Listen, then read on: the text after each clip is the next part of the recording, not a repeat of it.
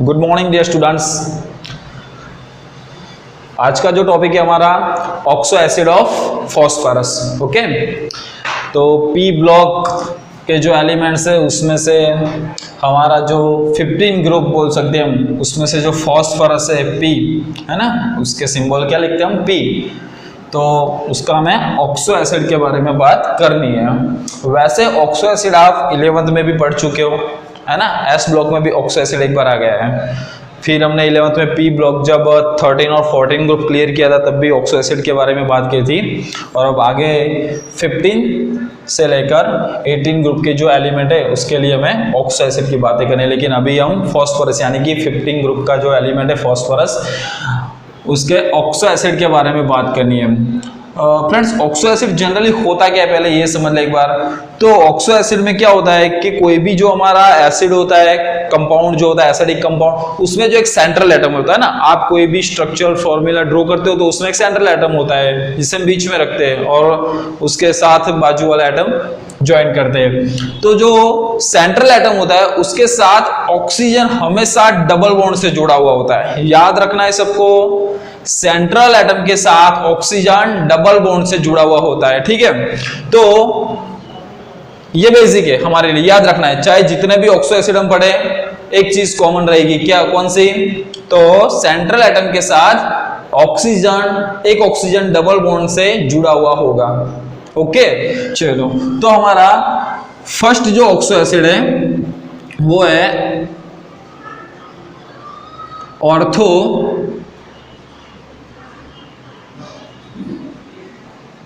Phosphoric acid.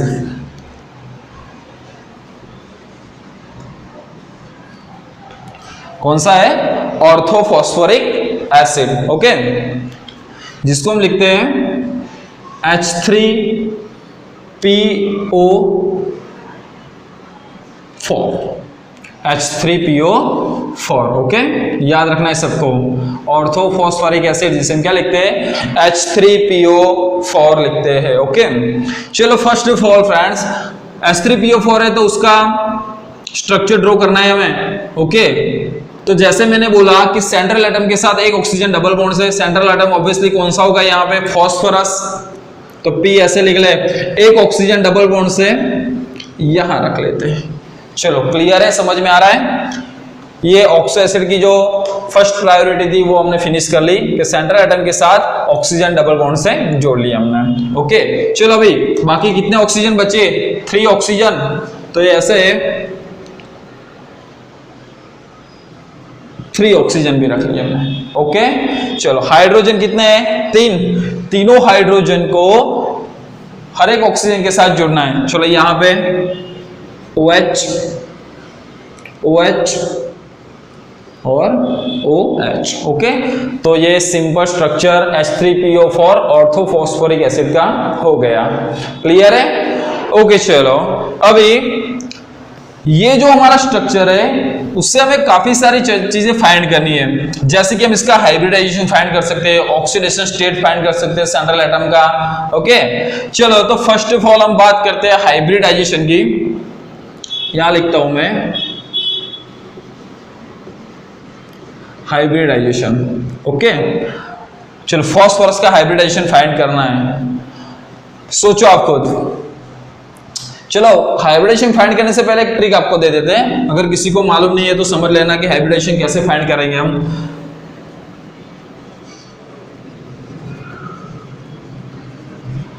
देखो, सबसे पहले क्या करना है, तो सेंट्रल एटम के साथ जितने बॉन्ड है उसमें से सिग्मा बॉन्ड, यानी कि नंबर ऑफ सिग्मा बॉन्ड,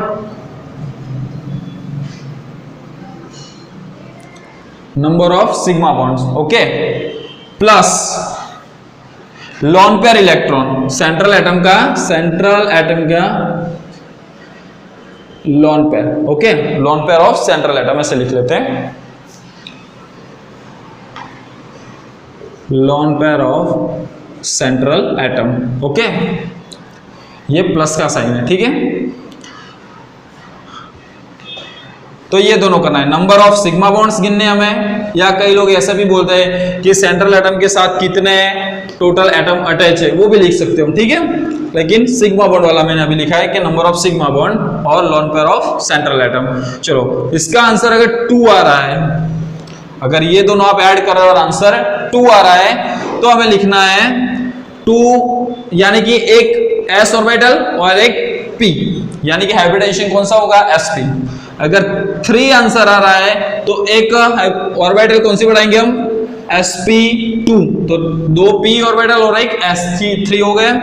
चलो एक 4 अगर आंसर आ रहा है तो sp3, 5 है तो sp3d ऑर्बिटल ऐड होगी, और 6 आंसर आ रहा है तो sp3d2। अभी यहां तक रखते हैं, ठीक है, आंसर इतने तक आपको इनफ हो जाएगा अभी के लिए। चलो तो यहां हमें हाइब्रिडाइजेशन फाइंड करना है फास्फोरस का। चलो फर्स्ट ऑफ ऑल क्या है, नंबर ऑफ सिग्मा बॉन्ड्स, तो इधर डबल बॉन्ड, तो डबल बॉन्ड में से एक सिग्मा एक पाई बॉन्ड, ये सिंगल सिग्मा बॉन्ड और सिग्मा बॉन्ड, यानी कि टोटल सिग्मा बॉन्ड कितने हुए, नंबर ऑफ सिग्मा बॉन्ड 4, तो 4 plus lone pair, central atom का कोई लोन पेयर नहीं है, सभी इलेक्ट्रॉन बॉन्डिंग पेयर है, सबने बॉन्ड में पार्टिसिपेट किया हुआ है, तो यानी कि लोन पेयर 0, यानी कि आंसर आ रहा है 4, और 4 आंसर आ रहा है तो हाइब्रिडाइजेशन कौन सा होगा, sp3। तो हम लिख ले यहाँ कि हाइब्रिडाइजेशन क्या होगा, sp3। समझ में आ रहा है सबको, क्लियर।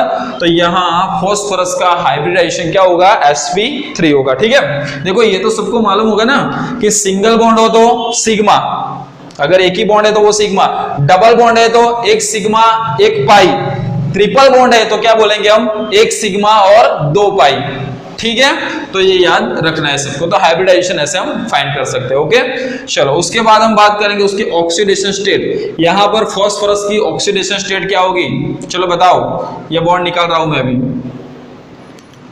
सोचो, चलो खुद सोचो ऑक्सीडेशन स्टेट क्या होगी। चलो इजीली फटाफट से फाइंड कर लेते हैं। डबल बॉन्ड फास्फोरस के साथ ऑक्सीजन, डबल बॉन्ड से ऑक्सीजन की दोनों बॉन्ड के जो इलेक्ट्रॉन है वो किसकी ओर रहेंगे ज्यादा, तो जिसकी इलेक्ट्रॉन नेगेटिविटी ज्यादा होगी, तो ऑब्वियसली फास्फोरस से ऑक्सीजन की इलेक्ट्रॉन नेगेटिविटी क्या होती है, ज्यादा होती है। और डबल बॉन्ड है तो दोनों इलेक्ट्रॉन किसकी ओर ज्यादा रहेंगे, ऑक्सीजन, तो ऑक्सीजन पे -2 चार्ज, क्लियर।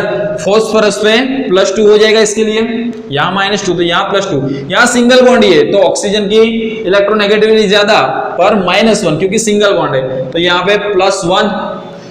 चलो सेम यहाँ -1, फास्फोरस पे +1, यहाँ पर -1, यहाँ पर +1, यानी कि टोटल ऐड करो +2, 3, 4, 5 ऑक्सीडेशन स्टेट क्या हो जाएगी, +5, ठीक है।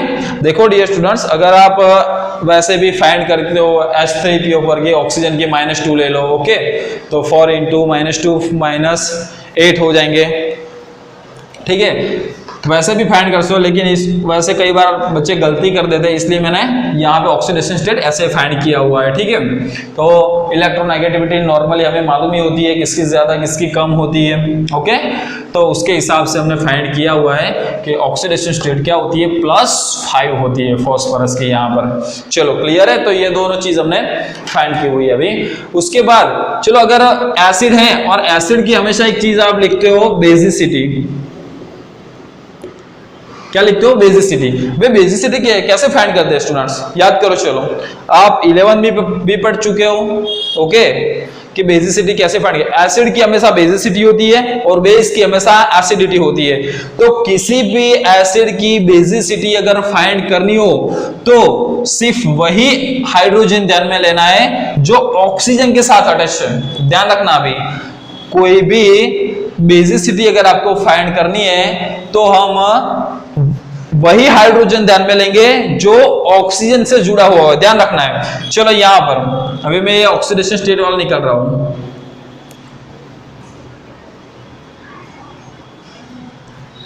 चलो अगर एसिड है तो कौन सा आयन रिमूव होगा, ऑब्वियसली H+ आयन, ठीक है। तो कितने H+ रिमूव हो सकते हैं, एक यहां से, एक यहां से, एक यहां से, ओके।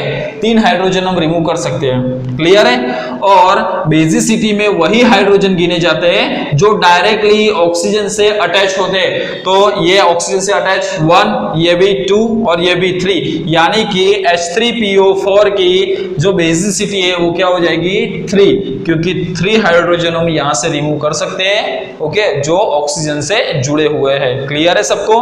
तो ऐसे ही हम बेसिसिटी फाइंड करते हैं। तो हमने जो इंपॉर्टेंट 3 चीज थी वो फाइंड कर ली है।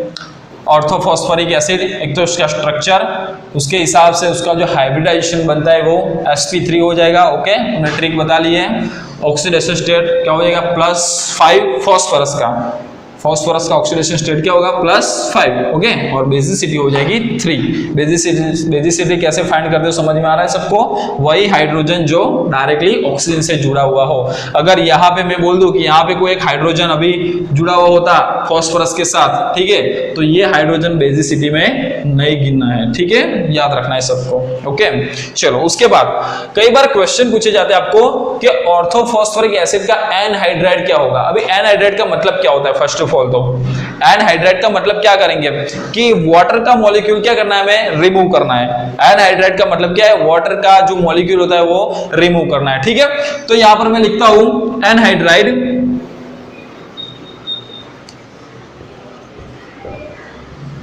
चलो एनहाइड्राइड के लिए क्या करना है? तो सबसे पहले H3PO4 जो है, H3PO4 उसको डाइमराइज करना है। क्या करना है? डाइमराइज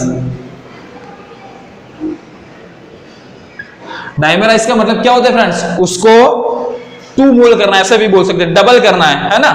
तो अगर मैं H3PO4 का डबल मॉलिक्यूल लिखूं, इधर 2 मोल कर लूं, तो क्या हो जाएगा? हाइड्रोजन 6, 3 है तो 6, H6, P2, 1 है तो डबल 2, ऑक्सीजन 4 है, कितने हो जाएंगे?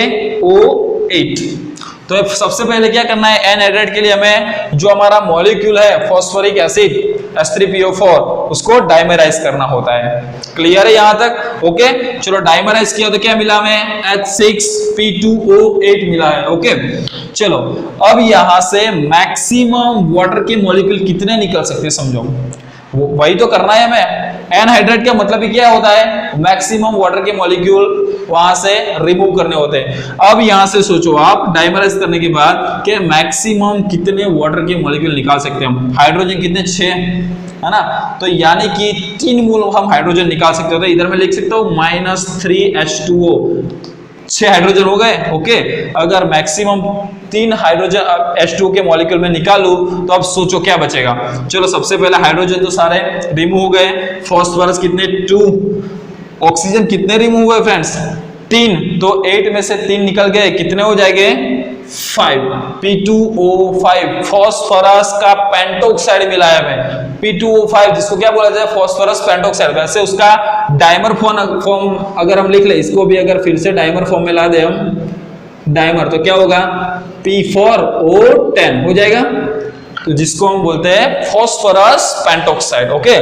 तो अगर आपको कोई बार एग्जाम में पूछा जाए कि H3PO4 का एनहाइड्राइड क्या होगा, तो फास्फोरस पेंटोक्साइड P4O10 हो जाएगा। क्लियर है? फिर से एक बार ध्यान रख लो, H3PO4 का एनहाइड्राइड हमें निकालना है, क्या मिलेगा हमें? P4O10। कैसे? तो सबसे पहले H3PO4 को डाइमराइज करो, तब आपको क्या मिलेगा?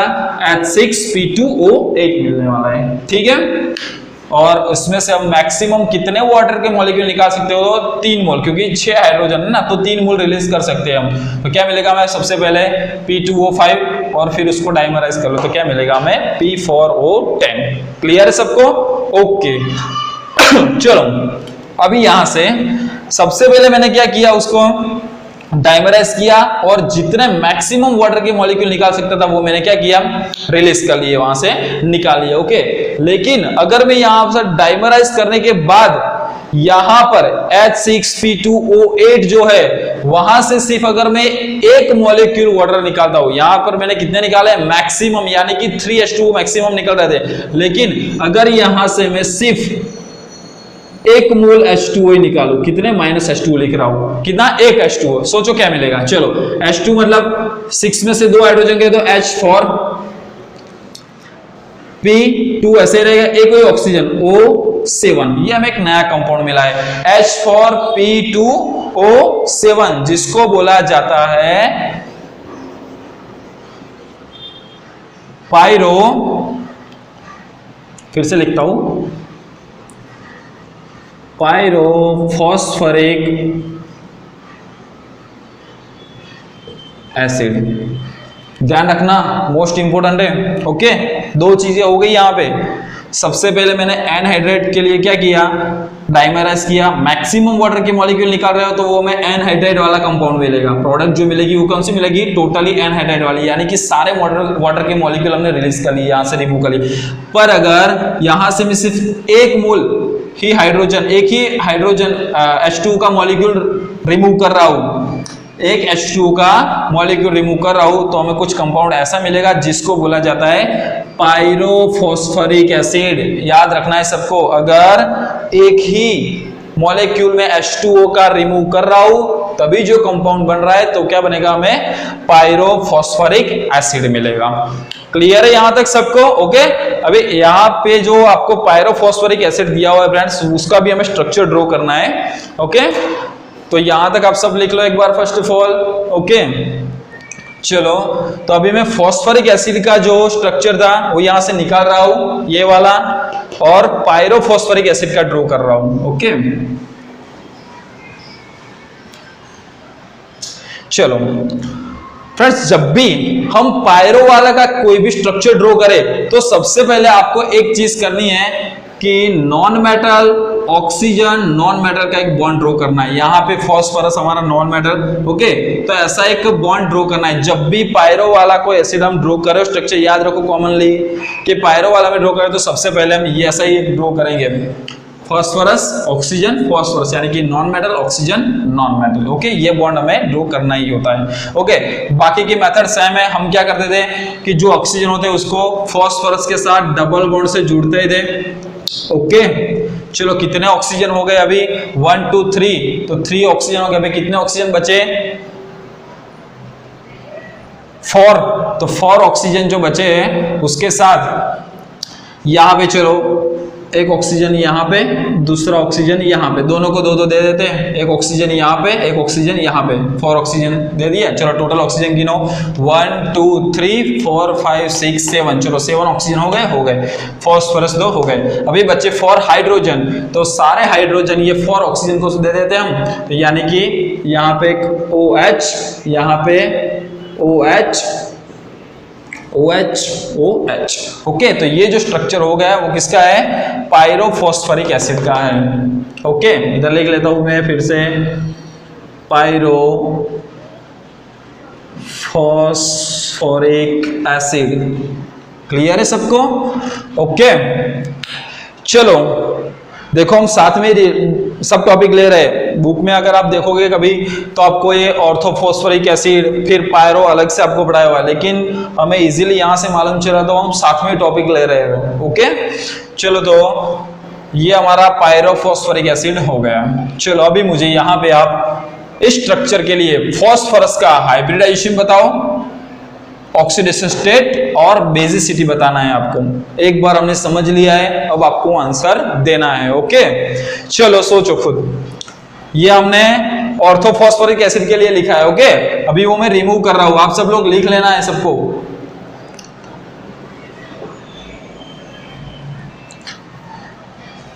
बताओ हाइब्रिडाइजेशन। सबसे पहले ये फॉस्फोरस के लिए हाइब्रिडाइजेशन कैसे फाइंड करेंगे, number of sigma bond plus lone pair. चलो नंबर ऑफ सिग्मा बॉन्ड, यहां पर एक सिग्मा है, एक सिग्मा एक पाई, ये सिग्मा और सिग्मा, टोटल सिग्मा कितने हैं, 4, और लोन पेयर कोई नहीं है, तो 4 आंसर आ रहा है, तो sp3, तो हाइब्रिडाइजेशन तो वही होगा sp3।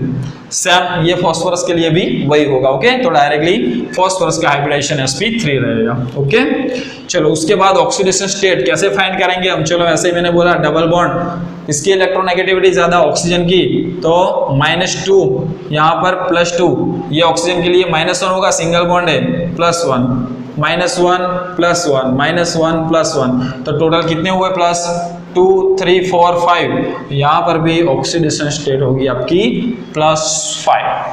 क्लियर है सबको? ओके, बेसिसिटी कैसे फाइंड करते हैं? अभी मैंने बोला वही हाइड्रोजन जो डायरेक्टली ऑक्सीजन के साथ अटैच में है, वही हाइड्रोजन हमें गिनने हैं। ओके, चलो गिनो टोटल कितने हैं? 1। ये सब निकाल देता हूं ताकि आपको कोई गलती ना हो जाए। ओके, ये हाइड्रोजन एक रिमूव कर सकते हैं ऑक्सीजन के साथ, ये हाइड्रोजन यहाँ पर 3 और ये 4, यानी कि बेसिसिटी भी हो जाएगी 4। ओके, तो हम बोल सकते हैं कि पायरोफॉस्फोरिक एसिड की बेसिसिटी कितनी होती है? 4 होती है। क्लियर है सबको यहाँ तक? ओके तो ये सारी चीजें याद रखना है आपको। ओके, तो ऑर्थोफॉस्फोरिक एसिड उससे हमने एनहाइड्रेट करके P4O10 बनाया। उसके बाद अगर एक ही वाटर मॉलिक्यूल रिलीज कर रहे हो यहाँ से रिमूव, तो पायरोफॉस्फोरिक एसिड मिलेगा, जिसका भी हमने स्ट्रक्चर ड्रॉ किया और उसकी इंफॉर्मेशन जो थी वो ले ली है। ओके, तो एक बार आप सब लोग देख लो फिर से और स्क्रीनशॉट ले लो या लिख लेना है सबको। ओके, तो ये 2 एसिड हमने यहाँ पर क्लियर किए हुए हैं। चलो उसके बाद अगर बात करें हम, तो आप दूसरा एक एसिड हम पढ़ते हैं अभी, ऑर्थोफॉस्फोरस एसिड। ओके, तो ये निकाल रहा हूं मैं।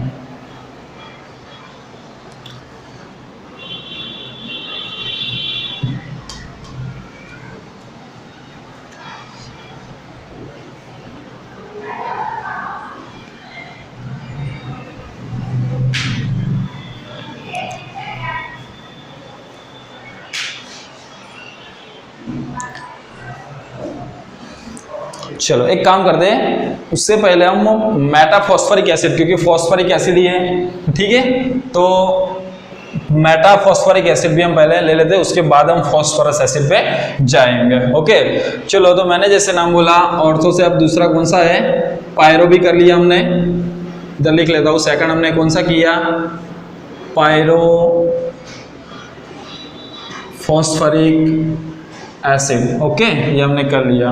उसके बाद थर्ड नंबर में हम साथ में ही ले रहे हैं, क्योंकि फॉस्फोरिक एसिड ही है, इसलिए मेटा फॉस्फोरिक एसिड। अभी डिफरेंट क्या है सब में वो देखना है आपको। ओके, चलो तो अभी मेटाफॉस्फोरिक एसिड के लिए हमें ऑब्वियसली यूज तो क्या करेंगे हम? फॉस्फोरिक एसिड ही। तो क्या है? H3PO4, ये हमारा फॉस्फोरिक एसिड है। ओके, चलो यहां से ही अगर हम वाटर का मॉलिक्यूल निकाल लें -H2O डायरेक्टली, जो हमारा H3PO4 है, वही से डायरेक्टली हम वाटर का एक मॉलिक्यूल रिमूव कर ले, तो क्या मिलेगा? चलो बताओ। एक हाइड्रोजन, P वैसे ही, एक ऑक्सीजन यानी कि O3। ओके, ये कंपाउंड मिलेगा जिसको बोला जाता है मेटाफॉस्फोरिक एसिड। ओके, लेकिन स्टूडेंट्स यहाँ पर हमें ये ध्यान रखना है कि HPO3 अगर आप उसका स्ट्रक्चर ड्रॉ करते हैं, ये इतना ज्यादा स्टेबल नहीं होता है, इसलिए ये हमेशा हमें पॉलीमर वाले फॉर्म में मिले। पॉलीमर मतलब कि लॉन्ग जो चेन होती है ना, एक दूसरे के साथ जुड़े हुए, तो यहाँ पर हम उसके N मोल ले लेते हैं। ठीक है, अगर यहाँ पे N मोल, तो वाटर के भी N मोल रिलीज होंगे, और यहाँ पर जो आपको कंपाउंड मिलेगा वो कितना? N मिलेगा। ठीक है, तो ये कैसा होता है? ये कंपाउंड ऐसा है HPO3, जो पूरा कैसा होता है? पॉलीमरिक जैसा होता है। ओके, और इसका जो स्ट्रक्चर होता है फ्रेंड्स, वो साइक्लिक होता है। साइक्लिक मतलब रिंग वाला, जैसे हम बेंजीन वाला स्ट्रक्चर कैसे ड्रॉ करते हैं पूरा रिंग वाला, वैसा ही HPO3 का स्ट्रक्चर भी कैसा होता है? पूरा रिंग वाला स्ट्रक्चर होता है। ठीक है, देख लेते हैं उसका स्ट्रक्चर। अगर एक मॉलिक्यूल का हम फाइंड ड्रॉ करें HPO3, तो एग्जैक्टली स्ट्रक्चर हमें क्या मिलेगा वो पहले देख लेते हैं। तो देखो यहां पर P फॉस्फोरस है तो ऑक्सो एसिड ही, तो डबल बॉन्ड ऑक्सीजन हम ऐसे कर ले।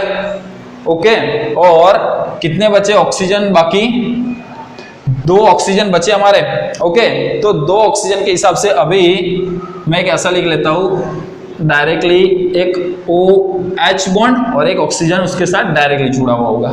ठीक है, तो वैसे अगर एक मॉलिक्यूल ड्रॉ करना है तो ऐसे हम कर सकते हैं, लेकिन अगर आप सोचो इधर खुद, मैंने जैसे बोला कि ये पूरा कैसा है? अनस्टेबल है। तो अनस्टेबल क्यों है? क्योंकि अभी देखो यहाँ पर ऑक्सीजन की वैलेंसी क्लियर नहीं हो रही है ना, सिर्फ एक ही बॉन्ड बना है, तो इसीलिए वो पूरा कैसे फॉर्म में होता है? तो साइक्लिक फॉर्म में जैसे होता है। जैसे कि हम दूसरा स्ट्रक्चर ऐसे ड्रॉ कर लें, चलो यहाँ पे थोड़ा करते हैं ताकि आपको समझ में आए।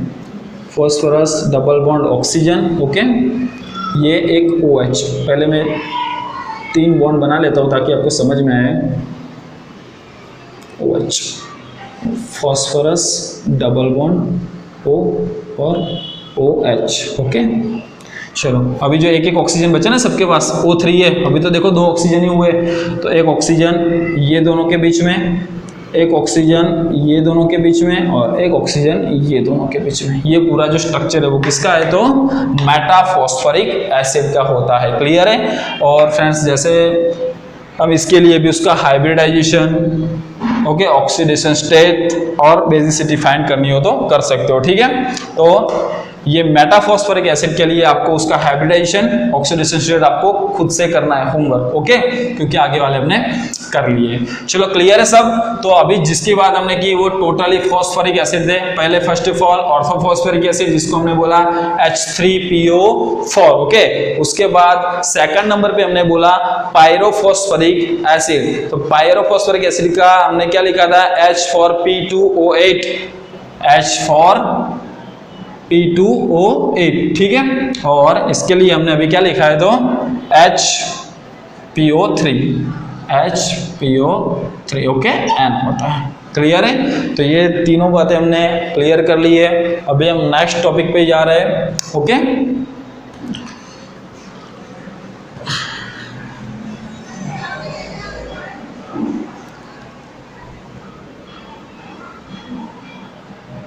ऑर्थो, फिर उसके बाद पायरो और लास्ट में हमने किया मेटा, ओके, लेकिन फॉस्फोरिक एसिड के लिए। अभी हम बात करने वाले हैं ऑर्थोफॉस्फरस एसिड।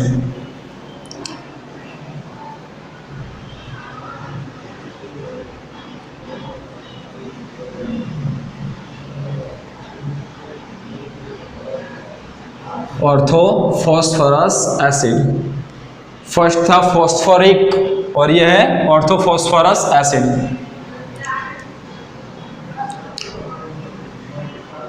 H3PO3, ओके, याद रखना है। फॉस्फोरिक एसिड के लिए H3PO4 और इसके लिए H3PO3, ओके। चलो स्ट्रक्चर तो एज इट इज, जैसे हमने पहले भी बोला कि सेंट्रल एटम के साथ ऑक्सीजन डबल बॉन्ड से ड्रॉ करना है, ओके। तो फर्स्ट फोर स्ट्रक्चर ड्रॉ करते हैं। सेंट्रल एटम हमारा फॉस्फरस, ओके। चलो एक डबल ऑक्सीजन डबल बॉन्ड से, बाकी बचे कितने ऑक्सीजन, 2, तो एक ऑक्सीजन यहाँ पर, एक ऑक्सीजन यहाँ पर।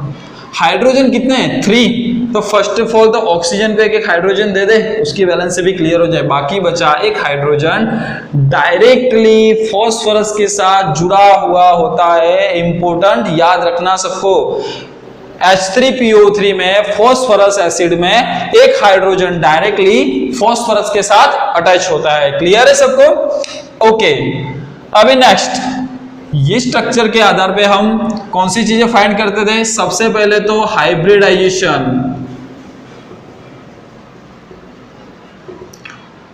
हाइब्रिडाइजेशन कैसे फाइंड करना है, number of sigma bond plus lone pair electron, central atom के lone pair electron. Sigma bond कितने हैं, 1, डबल बॉन्ड में से एक सिग्मा, यहाँ पर 3 सिग्मा, यानी कि टोटल 4, और 4 प्लस लोन पेयर कितने, कोई नहीं है। फॉस्फोरस के पास कोई लोन पेयर इलेक्ट्रॉन नहीं है, ओके, सारे बॉन्डिंग पेयर है। तो आंसर क्या आएगा हमारा, 4। और अगर 4 आंसर आ रहा है हमारा, तो हाइब्रिडाइजेशन हो जाएगा sp3, ओके। तो इधर लिख लेते हैं हाइब्रिडाइजेशन sp3, ओके। उसके बाद हम लिखते थे ऑक्सीडेशन स्टेट। फॉस्फोरस का ऑक्सीडेशन स्टेट क्या होगा, चलो ध्यान रखना, गलती मत कर देना। यहाँ पर फॉस्फोरस के साथ ऑक्सीजन डबल बॉन्ड से, ओके, यानी कि दोनों इलेक्ट्रॉन ऑक्सीजन की ओर, तो ऑक्सीजन पर माइनस चार्ज हो जाएगा, है ना, और फॉस्फोरस पे +2 चार्ज। यहाँ पर सिंगल बॉन्ड, ऑक्सीजन पे -1, फॉस्फोरस पे +1, यहाँ पर ऑक्सीजन पे -1, फॉस्फोरस पर +1, ओके। लेकिन यहाँ पर देखो हाइड्रोजन और फॉस्फोरस है, फॉस्फोरस के साथ डायरेक्ट कौन जुड़ा हुआ था, हाइड्रोजन। तो यानी कि फॉस्फोरस और हाइड्रोजन में किसकी इलेक्ट्रोनेगेटिविटी ज्यादा, ऑब्वियसली फॉस्फोरस की। तो ये जो बॉन्ड के इलेक्ट्रॉन है वो किसकी ओर रहेंगे ज्यादा, फॉस्फोरस पर। तो फॉस्फोरस पर -1 चार्ज हो जाएगा यहाँ पर, गलत मत करना, और हाइड्रोजन पर +1, ओके। चलो अभी टोटल फॉस्फोरस पर प्लस कितने हुए, +2 +1 +1, यानी कि +4, और एक -1, यानी कि हो जाएगा +3। तो यहां पर जो फॉस्फोरस की ऑक्सीडेशन स्टेट होगी वो क्या होगी, +3 हो जाएगी। समझ में आ रहा है। 3 बॉन्ड टोटल 4 बॉन्ड है ना, यहाँ पर डबल 2 सिंगल, यानी कि ऑक्सीजन के साथ तो इलेक्ट्रोनेगेटिविटी फास्फोरस की कम, यानी कि उस पर टोटल +4 चार्ज, और यहाँ पर हाइड्रोजन के साथ -1, तो +4 और -1 यानी कि +3 आंसर होगा। तो ऑक्सीडेशन स्टेट क्या हो जाएगा, +3। ओके, चलो उसके बाद बेसिसिटी की बात करते थे हम। बेसिसिटी के लिए क्या याद रखना है, एसिड है तो उसकी बेसिसिटी होगी, और बेसिसिटी हम कैसे फाइंड करते हैं, वही हाइड्रोजन जो डायरेक्टली ऑक्सीजन के साथ अटैच हो। ओके, तो ध्यान रखो। चलो, एक ये हाइड्रोजन हम यहाँ पर रिमूव कर सकते हैं, H+ आयन, एक ये H+ रिमूव कर सकते हैं, लेकिन यहाँ पर ये हाइड्रोजन हमें ऐड नहीं करना है फ्रेंड्स, क्योंकि वो डायरेक्टली सेंट्रल एटम के साथ अटैच में है, ऑक्सीजन के साथ अटैच नहीं है, इसलिए सिर्फ यहाँ पर 2 हाइड्रोजन गिने जाएंगे। ठीक है, तो बेसिसिटी क्या हो जाएगी, 2, 3 नहीं करना, अगर 3 करोगे तो गलत हो जाएगा। ठीक है, तो ऐसे ही हमने हाइब्रिडेशन, ऑक्सीडेशन स्टेट और बेसिसिटी फाइंड कर ली है। क्लियर है? चलो, अब सेम मेथड, ऑर्थोफॉस्फरिक एसिड का याद करो आप टॉपिक, ऑर्थोफॉस्फरिक एसिड, फॉस्फरिक एसिड का। वहां पर हमने एक चीज लिखी थी एनहाइड्राइड के लिए। एनहाइड्राइड के लिए सबसे पहले हमने क्या किया था, याद करो सब। मेथड सेम अप्लाई करनी है एनहाइड्राइड के लिए। फर्स्ट ऑफ ऑल हमने डाइमराइज किया था, याद है, डाइमर करके जितने मैक्सिमम मॉलिक्यूल हम निकाल सकते थे वो रिलीज कर लिए वहां से, और उसके बाद जो कंपाउंड मिला उसको हमने क्या बोला था, एनहाइड्राइड फॉर्म में। ठीक है, तो सेम प्रोसेस है। चलो, H3PO3 first of all dimerise करना है। चलो, डाइमराइज करेंगे मतलब डबल, यानी कि H6 हो जाएगा, P2 और O6। ओके, डाइमराइज करने के बाद मैक्सिमम वाटर के मॉलिक्यूल रिलीज करो, कितने निकल सकते हैं, 6 हाइड्रोजन है, यानी कि 3 मोल H2 हम रिलीज कर सकते हैं यहां से। ठीक है, कौन सा कंपाउंड मिलेगा हमें, हाइड्रोजन तो सारे रिलीज हो गए, P2, ऑक्सीजन एक ही P2O, यहां पर हमने ऑक्सीजन 3 रिलीज कर रहे हैं, तो P2O3 हो जाएगा ना, ऑक्सीजन कितने हैं, 3 है, तो 6 में से 3 यानी कि 3, तो P2O3। ओके, तो ये हमारा एनहाइड्राइड। लेकिन इसको भी अगर हम डाइमर फॉर्म में लिखें, डाइमर, तो क्या हो जाएगा, P4O6 लिख सकते हैं हम, P4O6। क्लियर है? एक चीज और, हमने यहां से ही फॉस्फरिक एसिड के लिए याद करो सब, फॉस्फरिक एसिड में क्या किया था, यहां से सिर्फ 1 मोल H2O हमने रिमूव किया था, तो उसको हमने पायरो बोला था, याद है। चलो, सेम सिचुएशन, सिर्फ 1 H2O, 1 मॉलिक्यूल H2O रिलीज करो, क्या हो जाएगा, H4P2O5 हो जाएगा, H4P2O5। तो ये जो हमें मिल रहा है उसको हम क्या बोलेंगे, पायरोफॉस्फरस acid.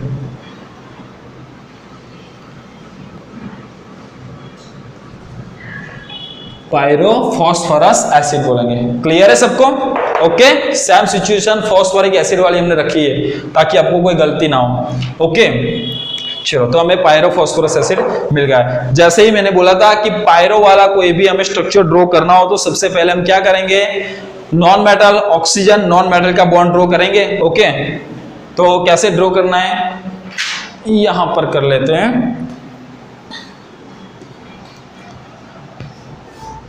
Phosphorus oxygen phosphorus. Okay, कितने ऑक्सीजन है, सबसे पहले तो यहाँ डबल बॉन्ड ऑक्सीजन रख ले। ओके, कितने ऑक्सीजन बचे, 2।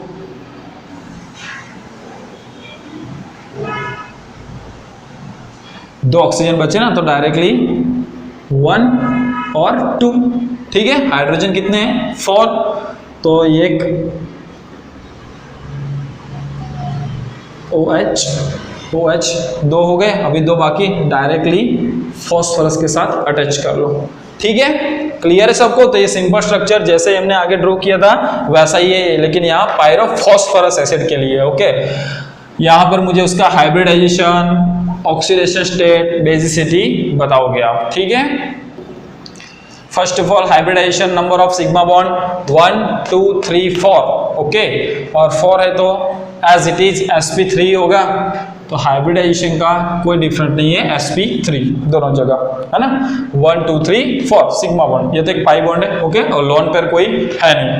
ऑक्सीडेशन स्टेट की बात कर ले हम, तो ऑक्सीडेशन स्टेट गिनो, चलो यहाँ पर -2 + 2 -1 + 1 -1 + 1, ओके, और ये हाइड्रोजन के साथ है तो यहाँ +1 और यहाँ -1 हो जाएगा ना, ओके। तो ऑक्सीडेशन स्टेट भी हो रहा है +3 हो जाएगा, क्योंकि 2 3 4 +4 है और एक -1 यानी कि +3, तो ऑक्सीडेशन स्टेट +3।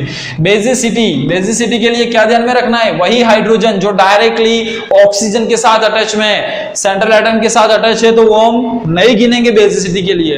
तो यहाँ पर देखो ये डायरेक्टली सेंट्रल एटम के साथ है तो वो हाइड्रोजन नहीं, सिर्फ यही है एक, और यहाँ पर दूसरा हाइड्रोजन, यानी कि बेसिसिटी हो जाएगी 2। क्लियर है सबको। तो ये ऑर्थोफॉस्फोरस एसिड का हमने हाइब्रिडाइजेशन, ये पायरो के लिए है हाइब्रिडाइजेशन, ऑक्सीडेशन स्टेट और बेसिसिटी फाइंड कर लिए, ओके। तो ये पायरोफॉस्फोरस एसिड के लिए हमने ड्रॉ किया हुआ है। क्लियर है, ओके। अभी आपको आगे देखने चीज ये है कि यहां पर जो H3PO3 है, H3PO3 अगर आप उसको H3PO3 अगर आप उसको हीट कर रहे हो फ्रेंड्स, हीट करोगे, तो हीट करोगे मतलब आप एयर के साथ ही रिएक्शन, ऐसा ही बोलोगे ना, किसी को भी हीट करना मतलब हम क्या लिखते हैं नॉर्मली, ऑक्सीजन के साथ रिएक्शन, यानी कि ऑक्सीजन ऐड होगा इसमें, ध्यान रखना। तो H3PO3 से हमें मिलेगा H3PO4 प्लस फॉस्फीन गैस मिलेगी, PS3 आगे हमने स्टडी कर ली है, ओके। तो अगर आप H3PO3 ऑर्थोफॉस्फोरस एसिड को अगर आप हीट कर रहे हो तो आपको फॉस्फोरिक एसिड और फॉस्फीन गैस मिलने वाला है, ओके। अगर हम मोल क्लियर करें तो इधर 4 और इधर 3 हो जाएंगे, ओके, बैलेंसिंग हो जाएगी इक्वेशन, आप देख लेना। क्लियर है। तो ये हमने बात की ऑर्थोफॉस्फोरस एसिड, उसका एनहाइड्राइड और उसके बाद उसका पायरोफॉस्फोरस एसिड की हमने बात कर ली है, ओके। अब लास्ट में जो है वो है हाइपोफॉस्फोरस एसिड। चलो याद है, क्लियर, एक बार देख लेना, स्क्रीनशॉट लेना हो तो ले लो, क्योंकि मैं निकाल रहा हूं अभी। ये याद रखना, पायरोफॉस्फोरस एसिड का H for P2O5, orthophosphorous acid का H3PO3 है, ओके। चलो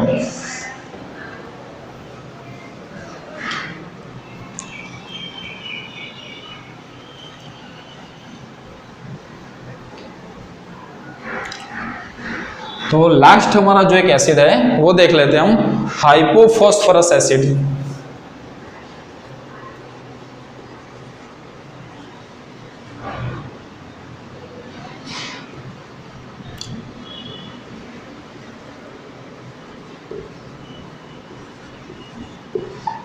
ओके, हाइपोफॉस्फोरस एसिड जिसको लिखा जाता है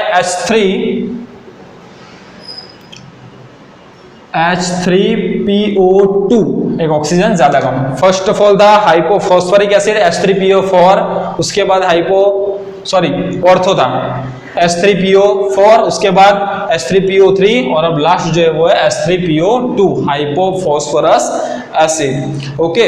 सबसे पहले स्ट्रक्चर की बात करें हम तो एज इट इज स्ट्रक्चर क्या हो जाएगा, सेंट्रल एटम के साथ एक ऑक्सीजन, डबल बॉन्ड से तो होगा ही, ओके। बाकी बचा एक ऑक्सीजन, तो एक ऑक्सीजन, 2 ऑक्सीजन हो गए, हाइड्रोजन बचे 3, एक ऑक्सीजन को दे दो, बाकी डायरेक्टली फॉस्फोरस के साथ अटैच करो। क्लियर है। तो ये स्ट्रक्चर हो गया हाइपोफॉस्फोरस एसिड का। चलो फ्रेंड्स बताओ मुझे हाइब्रिडाइजेशन क्या होगा, अभी जल्दी से सोचो। Hybridization, number of sigma bond 1 2 3 4 है तो sp3 हाइब्रिडाइजेशन, ओके। चलो उसके बाद हम क्या फाइंड करते थे, ऑक्सीडेशन स्टेट। तो ऑक्सीडेशन स्टेट क्या हो जाएगी बताओ। चलो यहाँ पे डबल बॉन्ड के साथ ऑक्सीजन -2 फॉस्फोरस +2, यहाँ पर सिंगल बॉन्ड -1 +1, यहाँ पे 2 हाइड्रोजन है ना, हाइड्रोजन के साथ बॉन्ड डायरेक्टली है। यहाँ पर फॉस्फोरस -1 हाइड्रोजन +1, हाइड्रोजन +1 फॉस्फोरस -1, यानी कि टोटल +3 और -2 यानी कि +1 ऑक्सीडेशन स्टेट हो जाएगी। फॉस्फोरस की ऑक्सीडेशन स्टेट क्या हो जाएगी, +1, ओके। नेक्स्ट बेसिसिटी, चलो बताओ बेसिसिटी के लिए कौन से हाइड्रोजन, ओनली वही जो डायरेक्टली ऑक्सीजन के साथ अटैच है। तो कितना, सिर्फ एक ही हाइड्रोजन हम यहाँ से रिलीज कर सकते हो एसिड के हिसाब से। ओके, तो क्या मिलेगा हमें, बेसिसिटी 1, क्योंकि ये दोनों hydrogen directly phosphorus central atom के साथ में अटैच है इसलिए। ओके, तो बेसिसिटी +1 हो जाएगी। ओके चलो, अभी यहां पर भी अगर हम इसको हीट कर ले, H3PO2 क्या मिलेगा, H3PO3 था, अगर उसको आप हीट कर रहे हो तो H3PO4 मिल रहा था, है ना, एक ऑक्सीजन ज्यादा, तो H3PO2 है, अगर इसको हीट करोगे तो H3PO3 फॉस्फोरस एसिड और फॉस्फेन गैस रिलीज हो जाएगी। क्लियर है? तो ये सारी बातें हमने ऑक्सो एसिड में कर लिए, मैक्सिमम जितने भी ऑक्सो एसिड है वो हमने क्लियर कर लिए, उसका जो भी एक्स्ट्रा वाला टॉपिक था वो भी इसमें ऐड हो गया है। ठीक है, तो आज का टॉपिक यहाँ तक रखते हैं। ठीक है, कोई भी क्वेश्चन प्रॉब्लम हो तो आप मुझे इजीली पूछ सकते हो डायरेक्टली। Okay, thank you.